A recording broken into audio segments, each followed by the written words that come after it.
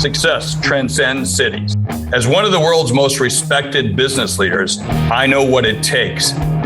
Join me now as I sit down with fellow leaders and we share our insights into how you can be successful.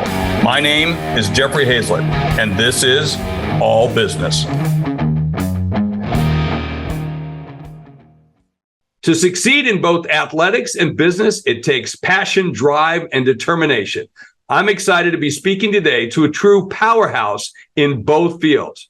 You may know my next guest from his days in the NFL or being the middle of 5 athletically trained brothers. But let me tell you, there's so much more to this guy than meets the eye. My guest today is Gronkowski. He's a force to be reckoned with, both on and off the field. As a former pro athlete, he has taken that same fire, intensity, and grit and is bringing that to the world of business. And wow, has that been making an impact. Chris is the mastermind and CEO behind the IceShaker brand. What started as a simple idea turned into a full-blown sensation, even catching the eye of some sharks on Shark Tank. Chris is not afraid to go after those big, audacious goals and tackle any challenge in his way, and has an entrepreneurial spirit that makes him a true game changer. Let's find out what it takes that sets him apart. Chris, welcome to All Business with Jeffrey Hayzlett. Hey, Chris, first of all, I got to ask you about your journey in the NFL as an NFL player. What led you to pursue a career in professional football? Man, it's something I didn't think I would actually have an opportunity to do. I was told since I was little that it was a 1 in a million shot. And I had 2 brothers that were a lot better players than me. So my chances were pretty slim. I went into college thinking, hey, if I can get a scholarship and get the best degree that I could, that would be a huge win for me. So I did get that opportunity. And then later in my career in college, I started playing. I started getting out on the field, and some scouts started to notice, and didn't get drafted, but I did go undrafted to the Dallas Cowboys. And I had really one shot to make the team. And if you want motivation, the ultimate motivation is having everyone in your family get drafted except for you. So my oldest brother got drafted into the MLB. My second oldest brother got drafted to the Lions the previous year. And my younger brother, that same season or that same draft class as me, got drafted in the 2nd round. So for me, it was kind of a no options mentality. I had to make a team or I was going to hear about it for the rest of my life. So man, mindset was there, and I did everything I could that season to make that roster.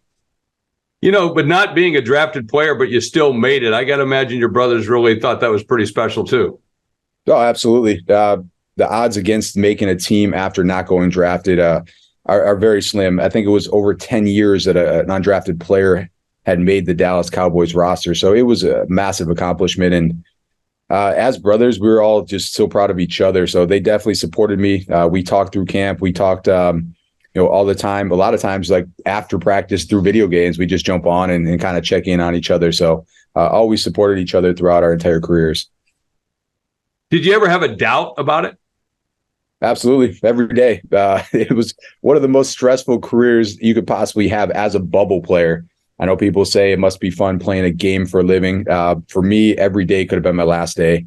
A lot of people don't realize that if you come late 1 minute, you're fined $1,000. If you're 1 pound overweight, you get charged. It was $520 per pound per day if you were overweight. But for me, it was you're probably getting cut as well. You're probably not going to have a job tomorrow if you show up late today. So it was a job that I didn't know if tomorrow would be still available. So I look at you and I can't imagine you being overweight. So was that an issue for you? I was an underweight guy. Ever since college, I had to actually go in and my college strength coach made me drink a 2,000 calorie protein shake every morning just to keep my weight up. So it was a struggle to actually maintain the weight that I had to have to perform. I couldn't go in there 10 pounds less than the linebacker that I'm trying to block up the middle because he's just going to be putting me on my back and driving me backwards. So I had to do everything I could to keep weight. What inspired you to transition from being a pro football player to starting your own business? What gave you that idea? Yeah, it was never really a thought of mine. I grew up in Buffalo, New York, watching my dad build his own business. 32 years later, he's one of the largest fitness distributors. But it never really hit me that that was going to be me doing something similar. So actually 3 seasons in, 3 different cities, and my wife was like, I don't want to go for another job interview. I got to figure out a way to work from home. So she started her own business. She was doing hand painting wine glasses. I came home. I didn't think it was the greatest idea in the world, but they started to sell and they started to do really well. So after my 3rd year, I was in between contracts. I started really looking into it and started working with her and realized there was a really good opportunity. So my first business started with my wife. Did that for about 5 years. The crazy part was we're making more money than my NFL career was, but at the end of the day, we were doing something that was her passion and wasn't mine. Hand painting wine glasses, making wedding gifts, working in the event space really wasn't my idea of what I was going to be doing after my NFL career. And about 5 years into that was when I thought of this idea for a way to get myself back into the space that I loved, which was sports and fitness and working out. And that's when I thought of the idea for a company called IceShaker. So what were the biggest challenges that you faced during this transition? I mean, moving from pro athlete to pro business, so to speak. It's tough. A lot of guys struggle with it. That's your identity. That's what you've done your whole life. I mean, I played football since high school. A lot of guys played since middle school. So to lose that identity is tough. And then to kind of figure out what you want to do next is hard as well. You haven't really planned or trained for that. And now you're also kind of behind as well, because you're coming out. For me, I was 26 years old at that point when I was leaving the NFL, and I was looking for something new to do at that point. So that's the struggle. That's the struggle a lot of guys in the military see as well. And we align well with them, and we've done a lot with the military as well to try to support them through that transition. But transition's real. I got lucky. I tell people all the time that I got super lucky that my wife started this other company, because I jumped right into it, and all my time was then put into that. I wasn't really worrying about, hey, what if I go try out for another team? This guy's not as good as I was. Maybe I should try one more time. Instead, all my time and effort went right into this new business, which really helped me transition seamlessly. And then what lessons did you learn from your wife's business that took you forward? Oh, man, there was a lot. The first thing that I learned was that money isn't everything. It was an engraving business where the more time I spent engraving, the more money I made. I kind of had it down to a science where we were making $1,000 an hour if I was engraving certain items that we sold. And it was great. I wake up though early, 5 a.m. and I'd work till 10 p.m. I wake up again at 5 a.m., do the same thing. And finally came to the point when I finally learned the lesson that money isn't everything was on a Sunday. I was at a family party with her family, and everyone was having a great time. I think it was a birthday party, and I was sleeping on the couch. I was absolutely exhausted. I couldn't even keep my eyes open, and realized at that point that it's not just all about money. It's about relationships, living your life to the fullest. And at that point, I realized that I had to build a team. I had to start bringing in employees, moving out of the house and getting an actual location so we could bring people in and start building a team so that I wasn't just doing all the work myself. Chris, I want to ask you, how do you feel your experience as a professional athlete's influenced your approach to entrepreneurship and business? Has the training, the rigorous stuff that you had to go through as an athlete paid off in being an entrepreneur? I definitely think it got me prepared for it. As an entrepreneur, what you put in is normally what you get out as well, just like training and getting ready for the NFL and for just for a big season coming up. So you're waking up early, you're grinding it out, you're trying to figure things out. And a lot of it also comes down to teamwork. I didn't realize this when I first started the business, but if you want to scale up, if you want to be a great company, if you want to win awards and championships, you have to have a great team as well that's all aligned with the same mission. Now, it's very easy to walk into a locker room and everybody's there to win. But in business, it's not as easy. You have to build that culture. You have to really instill that and let people know how to win, how to get there, and what your goals are for this team there. So I had to pull that out of my NFL career and really dig in deep and realize that there was a culture automatically built in there that I then had to figure out a way to build into my business. I heard you speak at an event in Dallas and invited you to come on the show. And one of the things you talked about was one of the incentive plans that you had about making sure the product gets out on time and with no flaws, no errors, those things. I thought that was an interesting team concept you came up to. Talk to us a little bit about that. Yeah, absolutely. I reached out to my dad at one point, over 30 years in business. And I said, Dad, how do you keep everyone motivated? It's a grind. Anything's a grind. Any job's tough. How do you keep them there for 30 plus years? A lot of my dad's people have been there for 20 plus years. And he said that it was always about putting together a great incentive plan that was also team focused. And when he said that, it kind of blew my mind. And I said, Dad, how's that possible though? How can I incentivize every single person? And he said, you'll find a way. If you want to find a way, you'll find a way. So I went back and I really thought about it. And for everyone working in the warehouse, I wanted to put something together that made them work together as a team. How it was currently set up before that was that, if the mistake was made, you would kind of point it out. You might write the person up. You might get mad at them. Ideally, you didn't want to fire them. Hopefully, it was just a one-off mistake, and nothing kind of happened after that. We created this incentive plan where for every single bottle that goes out of the warehouse, there's then a value added to it. And then at the end of the month, if there was any errors, there was then values taken out of that pot.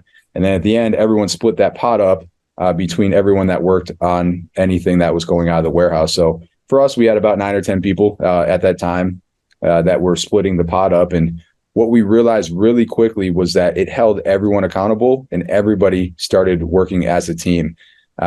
They started suggesting ways to do things better, do things quicker, to communicate better. And our mistakes went to almost zero, almost overnight. Wow. And so even though we were paying our employees more because this pot was in place, we were actually making more money and losing less because they were paying attention to detail. And the one other thing that it really did was it kind of just held everyone accountable finally. If you made a mistake, everyone knew about the mistake and you felt bad. You felt bad that you kind of let your team down, just like I felt bad when I was playing on an NFL team and I made a bad play. If I dropped that pass in the flat and I could have got a first down and all of a sudden we're punting now, I'm really going to lock down. I'm going to take some extra plays at the end of practice. I'm going to make sure I'm catching that ball every single time from that point forward. And that's kind of what we saw with the business as well. People really locked in, focused, found ways to do it better and got better. And if they didn't, just like in the NFL team, that person kind of policed themselves, but they were gone, just like I would have been if I kept dropping the pass. I would have been gone that next week. So same thing was happening. They would feel a lot of pressure from other people on the team, not that people were calling them out or saying anything or making them feel bad about themselves, but you just automatically feel pressure to perform when you're in a team situation and you're letting your team down. Yeah, but when you have those programs, sometimes, as I've done as well, sometimes they'll come to you and say, to trade that guy off the team, get rid of him. Man. This guy is not bonus worthy. He should not be a part of the program. Or they question, hey, look, let's check him out or her out before we let them have part of the bonus package, right? Absolutely. Absolutely. So everyone starts just kind of policing it themselves, and that culture really becomes very strong and it becomes a team. It really does feel like you're back in the locker room again. Yeah, or as a rookie, man, they'll give you a hard time. That's for sure. Oh, yeah. You know the feeling of that. So, as an entrepreneur, what do you consider your most significant accomplishment so far, or maybe your greatest lesson that you've learned so far?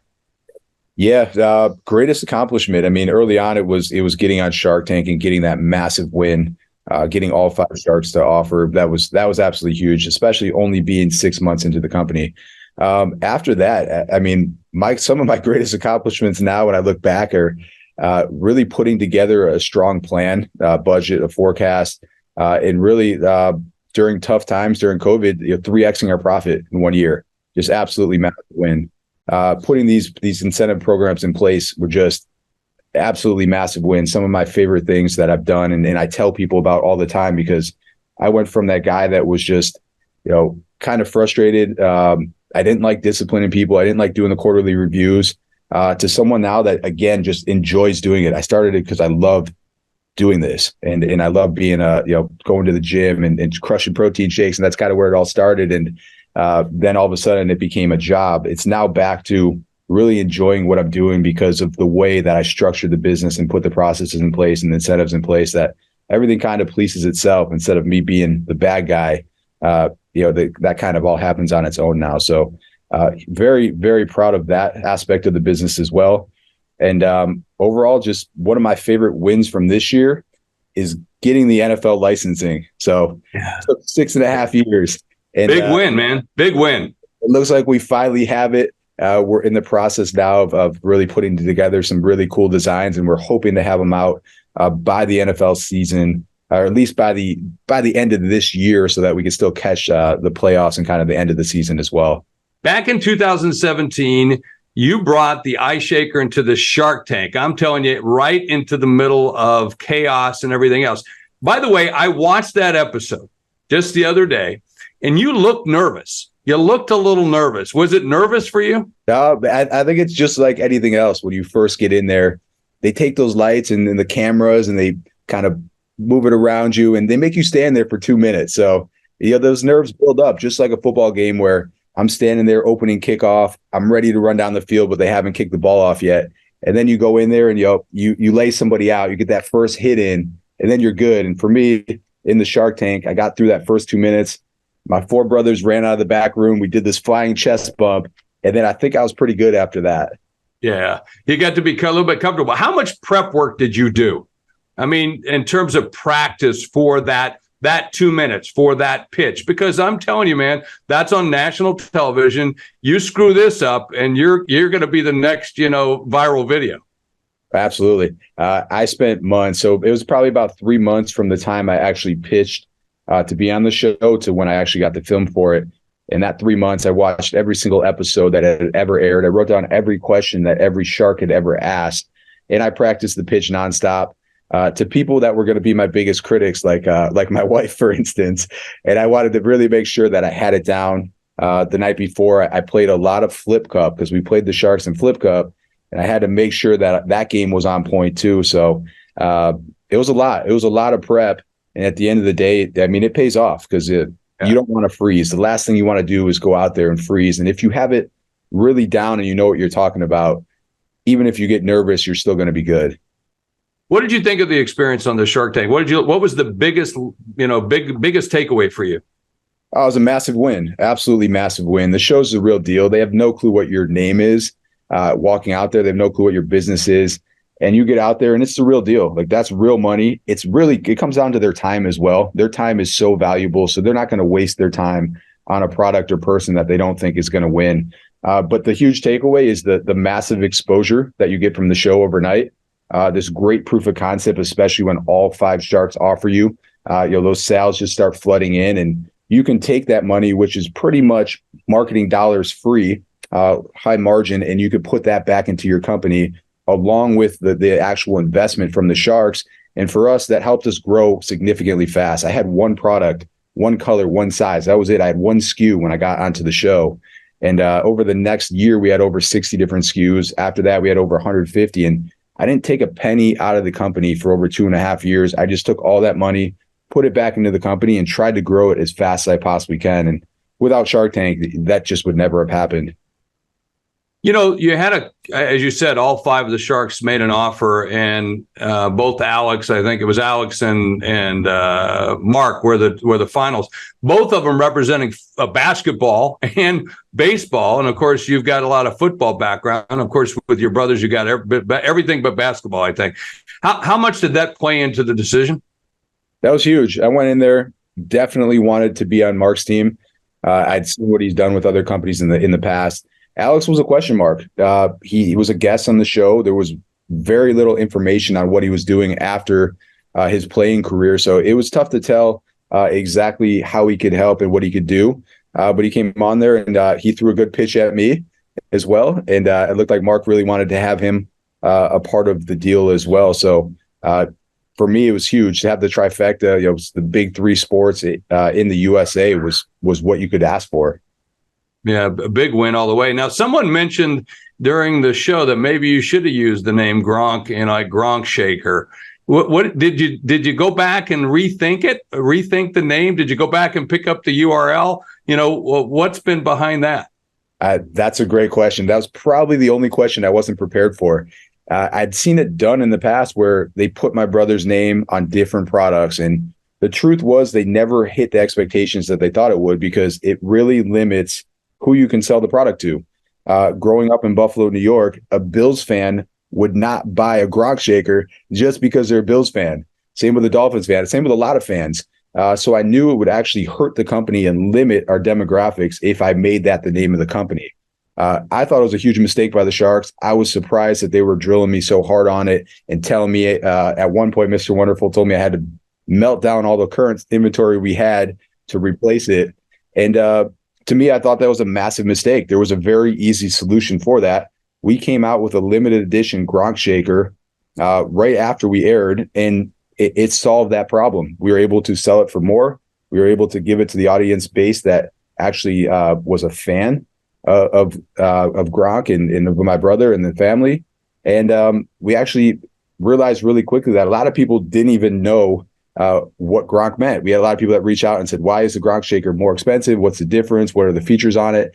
And we had to explain to them that it's a limited edition bottle that was using the likeness of my brother. So with that, we realized really quickly that this audience is there, but that's not what we want this company to be based on. We don't want it to win and lose based on how he did in fantasy football that week. We wanted to make a real company out of this, and we have since then. Well thought out. I really appreciate hearing that answer, because I think that's the right kind of move. And I'm a marketer. So listen, we always talked about your brothers. You mentioned your dad. I want you to tell me about how much your mother had an influence on you, because she seemed like the one, and when I heard your talk, that really held the family together and really set the tone. Absolutely. Yeah, I have 4 kids now myself, and what my mom was able to do with 5 boys is absolutely insane to me. I look back on it. She had this massive calendar. She had to write down all the days, all the times of practices, without a cell phone, without GPS. Like that's wild to me. I could hardly drive down the street to my son's practice without pulling out my phone and checking how to get there at this point. So she was traveling all over the place, physically couldn't actually be at every single practice or drive us each one. So she had to then plan and figure out a way to get the neighbor or to get the coach to swap with her, give her one kid. She'll bring them here. They'll bring our other son here, and just absolutely amazing, all while cooking us every single meal and making sure that we were fed lunch, breakfast, dinner. We really couldn't afford to eat out, and she couldn't handle bringing us out because we were wild. We were absolutely wild. So my mom also made sure that we did our work every single day, our homework. We got home, we had to actually do our homework before we can go outside and play. And you just don't see that. Parents, it's so easy to just kind of let them do what they want or hand them an iPad. We weren't allowed to stay inside. We were supposed to get our homework done, and then it was go outside. You're not watching TV. You're not playing video games. You're getting your energy out. You're going outside and you're playing. You're having fun. That's fantastic. And I understand she used a little wooden spoon from time to time, which is probably you boys needed for more often than not. Yeah, she had a wooden spoon. There's like a hard plastic one, and they all went missing at some point. We like to hide them where she couldn't find them. Well done. And by the way, I think that's what you should sell on the side, is that Gronk's wooden spoon from your mom, and with a signature on it. And I think that would go well for a lot of people around the country. Hey, Chris, what a pleasure. Success all the way around. Keep it up. I'd spend another hour with you, but we don't have the time today. But let's get you back and give us an update. And the best of luck on this new edition of the NFL. And hopefully, I hope you go for the baseball one, and I hope you go for basketball too. We have that coming as well. I really appreciate you having me on today. Hey, at the end of every show, I like to talk about what I learned, and it's about teamwork. Chris Gronkowski talked about teamwork on the field, but you need teamwork in the business every single day. And of course, you got to be a great coach. Sometimes you got to be a great captain, but sometimes you got to be a great team player. And that's what I learned. When he did that, he saw his business start to increase. We saw the mistakes went down, and what happened? The bottom line improved. And that's what you need in a business every single day, especially in tougher times, but even in great times when you're growing a business as fast as he's doing at IceShaker. And that's what I learned right here on All Business with Jeffrey Hayzlett, right here on C-Suite TV and C-Suite Radio. Join us again soon.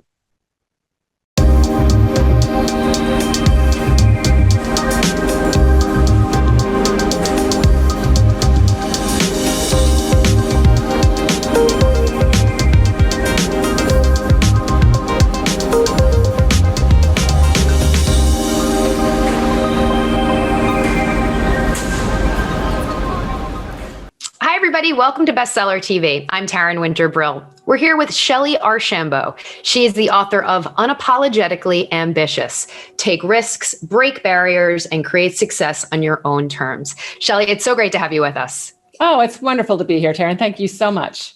So first off, tell us about this very powerful title. It really strikes you because before I opened the cover, I thought to myself, have you had to apologize up to this point, so to speak, for your ambition throughout your life? The answer is yes. When I was little kid, then being ambitious was actually okay. But then I found when I got into business, people would say, oh, you're ambitious. And it was not meant as a compliment, right? Huh. Yeah. And that's ridiculous. That's ridiculous. Yeah. So when it came time to, write this book and come up with a title, I knew I wanted the word ambition in it someplace because I'm like, this is what it's really all about. And the whole unapologetic piece, well, that got inspired because I was having a conversation with my friends talking about the importance of, or how often, if you will, women apologize. And I'm like, you know what? That's it. Unapologetically ambitious. Everyone deserves the right to be ambitious, and nobody should have to apologize for it. Yeah. I mean, you're so successful. I love the book because we really get such a personal, portal into, your ambition and your success through life. But that said, I just want to bring up what you just referred to. Were you one of those women that actually apologized? Was that something you had to learn how not to do? Absolutely. I remember when I first got married, my husband would step on my foot and I would apologize because obviously my foot was in his way, right? Yes, I was definitely one of those over apologizers. And I literally had to work on it, not to apologize all the time. Because in business, honestly, it makes us look weak. But women apologize not because we actually did something wrong. We do that probably 5% of the time, but the other 95% is we use it like salt. It just makes everything better, right? It smooths feathers. It let people know we care about them and that we empathize. And, we use it just to ease tensions. And we got to stop doing that. But that said, why do you think men don't do that? Don't they want to do all the things you just mentioned as well? I don't think so. I asked my husband, I told him, you never apologize. He said, what are you talking about? I apologize. And I said, no, you don't. He said, Shelly, if I've done something wrong that's completely my fault, I apologize. Did you hear that definition? Completely my fault. Wow. Talk about a different definition for when an apology is needed. So Shelly, all that said, is that the reason why you wanted to put this in writing for our benefit, to sort of discuss all these times where you feel you had to apologize and the barriers you broke through? It's interesting. It wasn't so much all my apologizing that made me want to write the book. What made me want to write the book is I knew the odds weren't in my favor. And I spent my entire career being intentional and trying to improve my odds to get what I wanted. And I want to be able to share with others how they can do the same thing. The whole unapologetically piece, really, it just came through as a title, kind of as the bonus piece, because I talk about that too. But the core message on the book is how to get what you want out of life, professionally and personally, by being intentional. And I share strategies, approaches, tactics, even some hacks, right, for how to do that, because it's hard. And people make it look so easy. And I wanted people to know, no, it's hard. And just because it's hard, don't stop. I want to talk about then how you did it, right? That's the benefit of the book. Because who taught you? You just said you want to teach others how to do it. So who taught you how to do it? Well, I learned from so many people along the way. There wasn't one that said, okay, here's the path. It was literally just paying attention and watching people that were successful. It's like, okay, what did they do? How did they do that? What was their path? What jobs did they have? And then taking that research and knowledge and building it into my own plan. It was listening. I'm a really good listener. There's actually a lot of advice that comes down if you actually listen for it. And then, lastly, it's seeking out help. Nobody does this all by themselves. And I talk about how do you go get help, how to actually get mentors, all of those things that we all need as we're working through it. So I'm curious your take on ambition. Is it something that you can learn? I mean, clearly you've got it. It's a part of your DNA, which is incredible.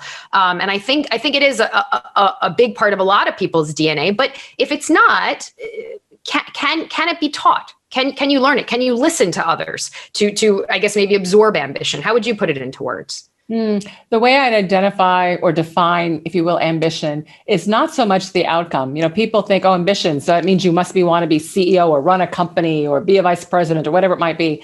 No, to me, ambition is all about, do you want to make an impact on something? And are you striving forward with intent to make an impact? My mother, who didn't work outside the home, is one of the most ambitious people I know. She impacted church and school and community. I mean, she was always out there making things happen. So ambition can show up in a lot of different ways. And can it be learned?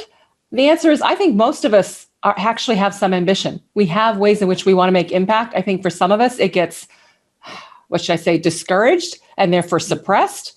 But I want all people to be able to exercise their ambition and not have it suppressed and not have it contained you would never raise a child to say, work hard, do well, but don't be too ambitious.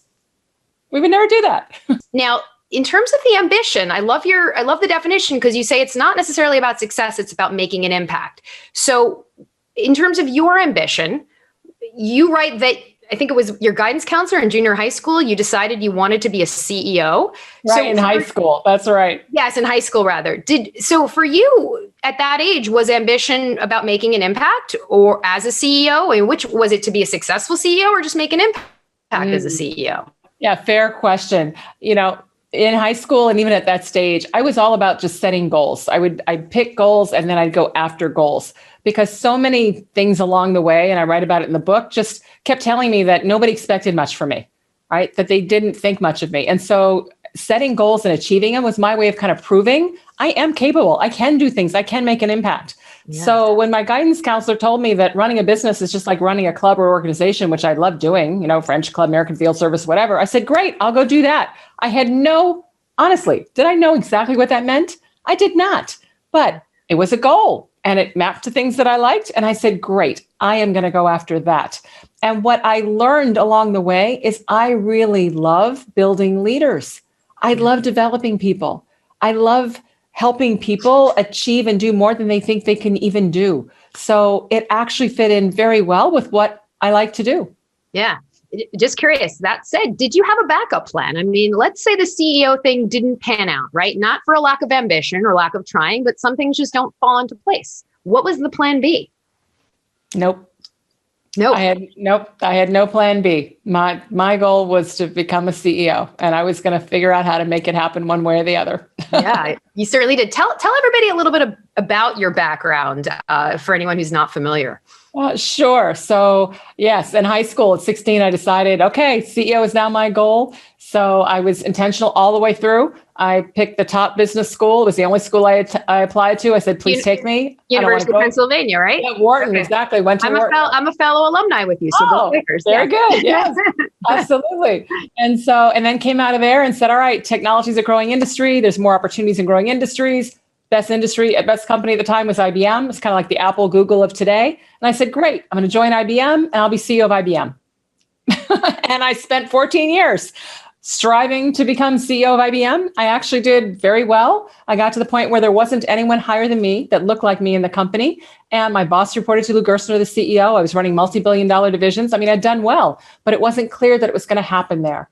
And so long story short, loved IBM, but the goal was more important. And so left IBM, worked my way to Silicon Valley, where after a couple of executive roles in the C-suite, I got my CEO role and built a company called MetricStream, which became a leader in governance, risk, and compliance, and still is. And that kind of leads into the foreword of the book, which was really great, which talks about, I mean, in a nutshell, kind of everything you're about. It talks about this company that came to you that was not doing well. And someone says to you, the person who wrote the foreword says, that's not a good idea, that this company is tanking. And what did you say? You were, tell us what your position was. Absolutely. So Ben Horowitz, who was the CEO at LoudCloud, so he was my boss at one point, right? And I told him, here's the role that I'm going to take.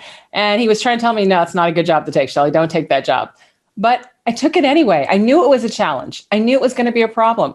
But I honestly believed that it was the right risk-reward trade-off, and that if I could do this, then I could prove that I could literally build something, right, of magnitude and significance. And I knew the challenge, but I'd faced challenges my whole life. So I took the job against his advice. And not only did we turn it around, but we built it into a global leader. So it worked, but it was hard. It was hard. You talk about planning in the book, how planning is so important. And you mentioned mentors as well. And I like how you say that it's not just enough to be ambitious. Ambition alone won't get you where you need to be. You talk about the importance of mentors. So tell us a little bit about that, and maybe one of your mentors who really had a huge impact on you. It sounds like your guidance counselor is one of them. Definitely. I was fortunate to have mentors all along the way. And you're right. You tell young people, they come out of school, work hard, be ambitious, it'll all work out. And it won't. That's not how it works. Yeah. You have to be strategic about what it is that you're doing. And I've learned a lot from mentors. So, the biggest thing I learned about mentors is that don't have to be a formal role. People can be your mentors without having this official, you're my mentor, I'm the mentee, etc. Mentors are people out there that can basically provide you advice, counsel, and perspective that you can then use to make your decisions and to take risks and to build your plan. So, I learned early that you can have multiple mentors. And so I always have. I've always reached out for help. Nobody achieves everything that people achieve. Don't think that anybody's done it by themselves. Nobody has. We all have help. It is not weakness to take help. It is actually a strength. Shelley, there's so much richness in the book. Is there one piece, though, of advice that you'd like to impart to our viewers and to readers? There really is. And that is, own your career. You are the only one that can optimize for you. I mean, the analogy I like to use, Taryn, is you would never spend $2,000, $3,000 for an airline ticket, right? Pack your bags, put your dog in a dog sitter, get all ready, right? Head to the airport, get on the plane, strap in your seatbelt, and then look at the pilot and say, so where are we going anyway? Right. All right. You never do that. But we do that with our career all the time. We spend tens, if not hundreds of thousands of dollars in education, certificates, right? Conferences, all these things. And then we join a company and we wait for them to tell us what they want us to do. What's next? We wait. No, be proactive, be intentional, own your career so that you can actually achieve what you want to achieve in your life.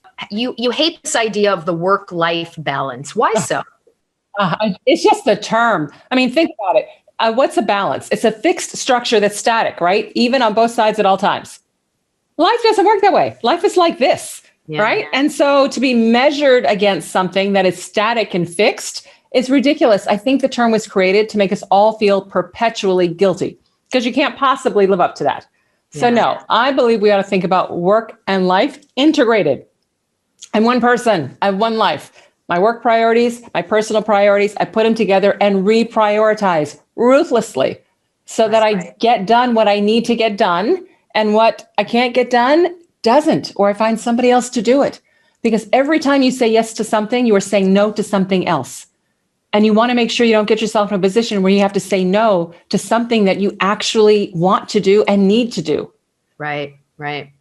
It's fascinating on so many levels. I'm curious, someone with your level of success, Shelley, and all that you've accomplished, is there anything, however, that you would have done differently? Because you've done pretty well. So maybe there's nothing you would have changed, but you faced a lot of obstacles, so many challenges. Is there a time you can look back and say, oh, I went right, I should have gone left, something in that vein? I'll be candid. I've had lots of challenges, lots of obstacles, definitely some tragedies, but I'm also a believer that, one action, one step actually begets the next. So if you make a change, it puts you on a different trajectory completely.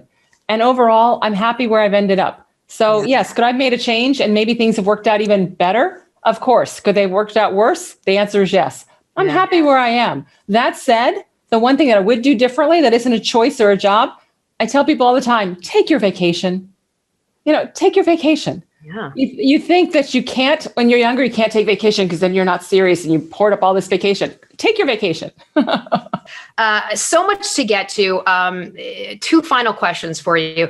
You spend a lot of time in the beginning of the book. You call it managing imposter syndrome, which I thought was so powerful how you explained it. Can you just give us a little taste of what it is and why it's so important to be aware of?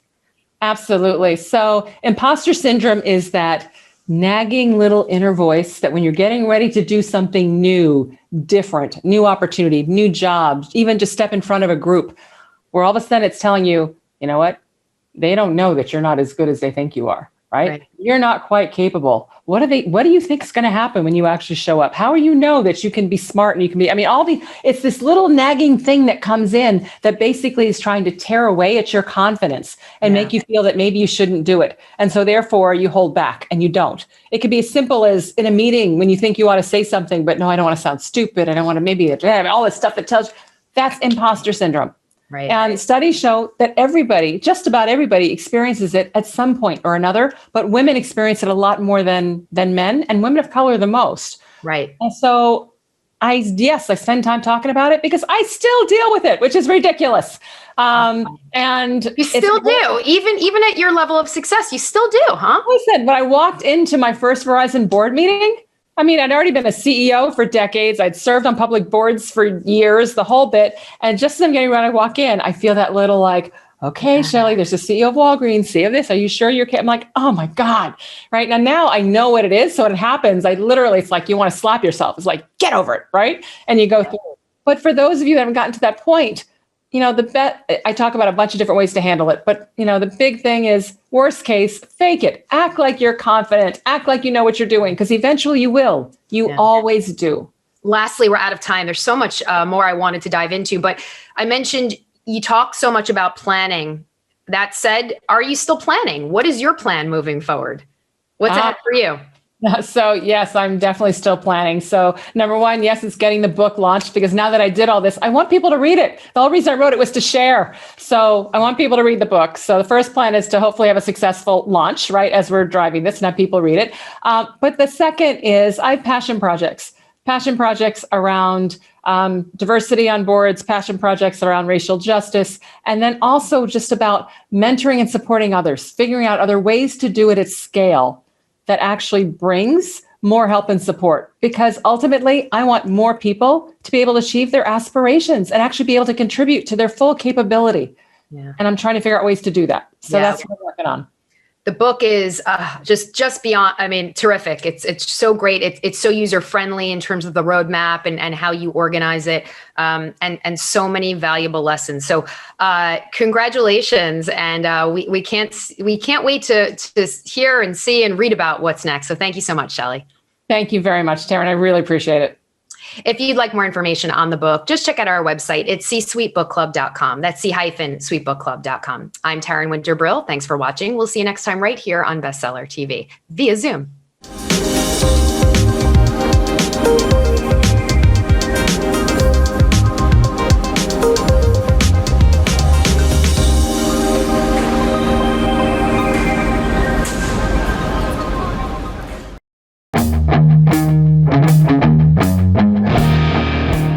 Welcome to C-Suite TV Insights. I'm Greg Greenberg.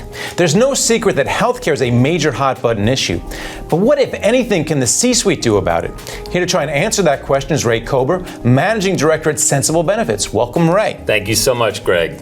So it's good to have you here. And briefly, I know it's a long and intractable problem, healthcare, but how did we get here? Yeah, we really don't have enough time to dive in all the way, but quickly I would start with the lobbyists. If we look at the lobbying arms out there, we have pharmacy and health products as number one, insurance is number two. Collectively, they've spent close to $9 billion in the last 20 years to have a conversation with Congress and government agencies. What do you think they're talking about? They're certainly not talking about reducing their margins and shrinking their profit. That's one thing to keep in mind. The other thing is, let's just take a look at the system that we have now, and there's complete opacity. People go shopping online all day long at Amazon for the best price, but nobody could tell you what it costs to go to a doctor, how much a surgery is going to be, how much the cost of their drugs are, etc. So as a next-gen advisor, we help manage the supply chain of healthcare, and we help our clients with this problem. So what exactly is a next-gen advisor do? So I travel the country and meet with like-minded business leaders in my industry, and our focus is managing the supply chain of healthcare and bringing back the best practices, products, services, and folks to deliver better healthcare solutions to our client in the local market. And so that's what I spend most of my time doing, and it's antithesis, tough to say, of status quo. So we're not bringing them the same solutions that any other broker is bringing them. But when you change the status quo, how does that affect morale at a company? Good question. And, in terms of culture, we know that the number one thing on CEOs' minds nowadays is their employees, keeping the ones that they have, attracting new people and new talent that's going to propel their business forward. And so culture is a very, very sensitive subject, particularly when we're in a labor market that's as tight as it is, with unemployment hovering at 3%. So we have to start there and have a conversation with the C-suite to understand where they want to go. Then foundationally, we can execute a plan. So why should this rise to the C-suite level? Shouldn't this be handled by HR when it comes to choosing a healthcare plan? And traditionally it has been handled by HR, but now if you look at healthcare as an expense, it's typically 1, 2, or 3 on your P&L. So Howard Schultz of Starbucks has said that they spend more money on healthcare than they do on coffee beans. That'll give you an idea of what's going on out there. And what about an example from your particular practice? So I think one of the easiest things for your viewers to take away from this is if they break away from the status quo and they look at what they're spending on healthcare. If they're spending $10 million a year, we know that 20% of that is pharmacy. So that's $2 million a year that they're spending on pharma. Using some of our strategies and methodologies, you can typically cut that bill in half and produce $1 million savings in that example. And I know they say a picture is worth 1,000 words, so I know you have a picture for us to explain what's going on in the healthcare industry. Great, right, so yes. what's going on here? I work with props, so this should look familiar to anyone that's involved in the health insurance renewal process, and my tip of the day is don't do this. This basically, I want you to equate this picture with your business losing money, because at the end of the day, this is an activity, it's not a strategy. All right, well, thanks a lot for bringing this along. Certainly illustrates the problem. We'll put this over here. And thanks a lot for coming on. It's great to have you. Awesome. Thank you so much, Greg. All right, and thank you for watching C-Suite TV Insights. I'm Greg Greenberg.